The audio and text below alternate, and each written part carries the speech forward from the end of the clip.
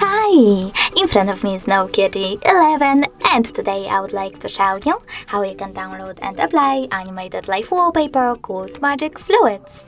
Firstly, go into Play Store, click on the search bar and type in Magic Fluids. Now install this free app from this developer and open it.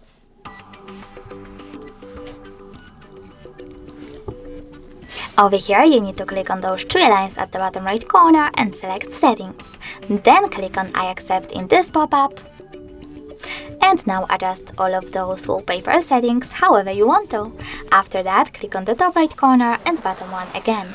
This time though, choose Set as Live Wallpaper, click on Set Wallpaper and tap on one of those options. I will go with home screen only.